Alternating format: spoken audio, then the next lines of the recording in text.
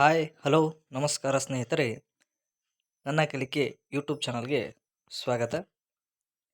ಇಂದಿನ ಈ ವಿಡಿಯೋದಲ್ಲಿ ಕೆಎವರು ಕೆಸೆಟ್ ಎಕ್ಸಾಮನ್ನು ನಡೆಸಿದ್ರು. ಅದರ ಫಲಿತಾಂಶವನ್ನು ಇಂದು ಬಿಡುಗಡೆ ಮಾಡಲಾಗಿದೆ. ಅದು ಯಾವ ರೀತಿಯಾಗಿ ಚೆಕ್ ಮಾಡಿಕೊಳ್ಳಬೇಕು ಎಂಬುದನ್ನು ಈ ವಿಡಿಯೋದ ಮುಖಾಂತರ ತಿಳಿದುಕೊಳ್ಳೋಣ. ಅದಕ್ಕಿಂತ ಮುಂಚೆ ಮೊಟ್ಟದ ಮೊದಲ ಬಾರಿಗೆ ನನ್ನ ಚಾನಲನ್ನು ವೀಕ್ಷಕರು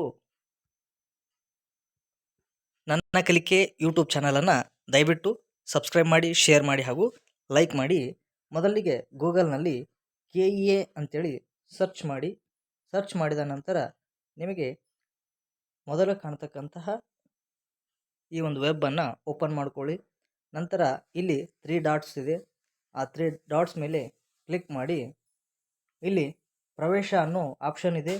ಅಲ್ಲಿ ನಿಮಗೆ ಕರ್ನಾಟಕ ರಾಜ್ಯ ಅರ್ಹತಾ ಪರೀಕ್ಷೆ ಅನ್ನೋ ಒಂದು ಆಪ್ಷನ್ ಕಾಣುತ್ತೆ. ಆ ಆಪ್ಷನನ್ನು ಓಪನ್ ಮಾಡಿ ಇಲ್ಲಿ ಕೆಸೆಟ್ 2024 ತಾತ್ಕಾಲಿಕ ಪ್ರಾವಿಷನಲ್ ಫಲಿತಾಂಶ ಲಿಂಕ್ ಅಂತೇಳಿ ಆಪ್ಷನ್ ಕೊಡಲಾಗಿದೆ.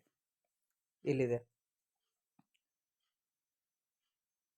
ಆಪ್ಷನ್ ಲಿಂಕ್ ಅಂತೇಳಿ. ಆ ಲಿಂಕ್ ಮೇಲೆ ಕ್ಲಿಕ್ ಮಾಡಿ. ಕ್ಲಿಕ್ ಮಾಡಿದ ನಂತರ ನಿಮಗೆ ಇಲ್ಲಿ ನೀವು ಅರ್ಜಿ ಹಾಕೋತ್ನಾಗ KS ಅಂತೇಳಿ ಟೈಪ್ ಆಗಿ ನಿಮಗೆ 5 ರಿಂದ 6 ನಂಬರಿನ ಒಂದು ನಂಬರ್ ಇರುತ್ತೆ. ಆ ನಂಬರನ್ನು ಎಂಟ್ರಿ ಮಾಡಿ ನಿಮ್ಮ ಡೇಟ್ ಆಫ್ ಬರ್ತನ್ನು ಎಂಟ್ರಿ ಮಾಡಿದ ನಂತರ ಸಬ್ಮಿಟ್ ಅನ್ನೋ ಆಪ್ಷನ್ ನೋಡಿದ್ರೆ ನಿಮ್ಮ ಪೇಪರ್ 1 ಮತ್ತು ಪೇಪರ್ 2 ಯಾವ ವೆರಿಷನನ್ನು ನೀವು ಬರೆದಿದ್ರಿ ಅದರ ಕೋಡು ಕೂಡ ಬರುತ್ತೆ. ಅಂದರೆ A1 C1 D1 D2 ಅಂತೇಳಿ.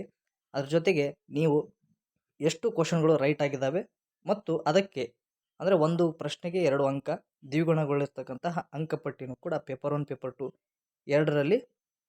ಎರಡರ ಮಾಹಿತಿನೂ ಕೂಡ ಇಲ್ಲಿ ಬಿಟ್ಟಿರ್ತಾನೆ. ಅದನ್ನು ನೀವು ಟೋಟಲ್ ಮಾಡಿಕೊಂಡು ನಿಮ್ಮ ಟೋಟಲ್ ಸ್ಕೋರ್ ಎಷ್ಟಾಗಿದೆ ಅಂತೇಳಿ ನೀವೇ ತಿಳ್ಕೊಳ್ಬೇಕು.